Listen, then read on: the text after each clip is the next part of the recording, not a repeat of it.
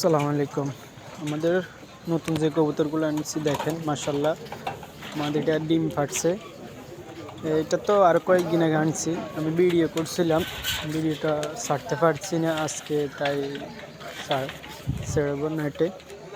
দেখেন কবুতরটি খুবই ভালো মাশাআল্লাহ, আলহামদুলিল্লাহ। আমি অনেক খুশি হয়েছি যে কবুতরগুলো ভালো ডিম ফাটছে। ডিমটা ফেটে গেছে, দেখেন ডিমটা ফাটে গেছে। ওই খাঁচার মধ্যে ফাটছে, তো ছোটো একটা খাঁচার মধ্যে রাখছিলাম আমি, ওদেরকেও এখনও বাসা দিই নাই।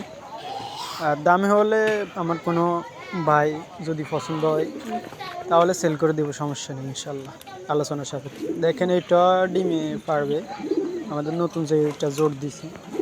দেখেন মাশাল্লাহ কবুতরগুলো আমার খুবই ভালো আছে আলহামদুলিল্লাহ। এটার বাচ্চা হয়েছে, দেখেন দুটোটা সাদা হয়েছে। কেন সাদা হয়েছে বলতে পারতেছি না, আল্লাহ ভালো জানে।